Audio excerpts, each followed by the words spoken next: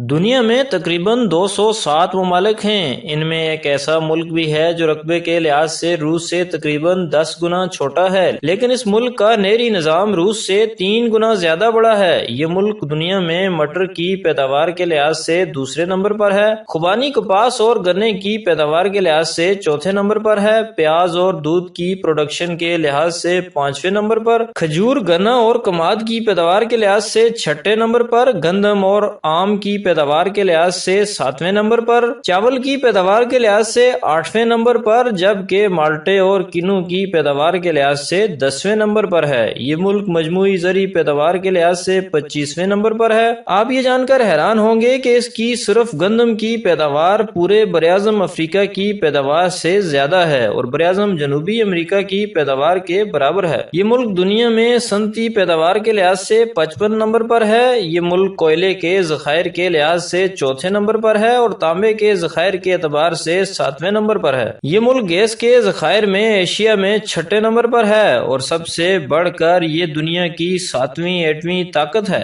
لیکن حیرت کی بات یہ ہے کہ یہ ملک کرپشن میں پہلے نمبر پر ہے۔ اس ملک کا عدالتی نظام 134 ممالک کی لسٹ میں 129 نمبر پر ہے۔ جی ہاں، اس ملک کا نام ہے اسلامی جمہوریہ پاکستان، جہاں میں آپ اور ہم سب رہتے ہیں۔ ناظرین اکرام، حیرت کی بات یہ بھی ہے کہ ہمارے ساتھ آزاد ہونے والا ملک ہندوستان دنیا کی 5ویں معاشی طاقت ڈکلیئر ہونے والی ہے اور ہم دیوالیہ ہونے کے قریب ہیں۔ 75 برس گزرنے کے بعد بھی ہمارے پاس نہ بجلی ہے، نہ گیس ہے، نہ تیل ہے، نہ کوئی کارخانہ ہے، نہ کوئی تعلیمی نظام ہے، نہ جمہوریت ہے، نہ ہی اسلام ہے۔ ہمارے پاس صرف اشرافیہ کی عیاشیاں اور غریبوں پر چڑھانے کے لیے IMF کے قرضے ہیں۔ اسلام کے نام پر بننے والے اس ملک میں سود کو کمیشن کہا جاتا ہے، رشوت کو خرچہ پانی، بے حیائی کو فیشن اور جھوٹ فراڈ کو چالاکی کہا جاتا ہے۔ اس ملک میں اشرافیہ کی عیاشیوں کے خلاف اٹھنے والی آواز کو ہمیشہ کے لیے دبا دیا جاتا ہے۔ اس ملک میں امیر امیر تر ہوتا جا رہا ہے جبکہ غریب غریب تر ہوتا جا رہا ہے۔ اس ملک کی اس حالت کے ذمہ دار سیاستدانوں کے ساتھ ساتھ عوام بھی اتنی ہی ہے جو اپنے اوپر ایسے لوگوں کو مسلط کرتے ہیں جو چور اور کرپٹ ہیں۔ 75 برسوں سے وہیں کرپٹ لوگ پارٹیاں بدل بدل کر عوام کو بے وقوف بنا رہے ہیں۔ ناظرین اکرام، ضرورت ہے ایسی قیادت کی جو ایماندار اور مخلص ہو، جو عام عوام میں سے ہو اور عام آدمی کا درد سمجھ سکے۔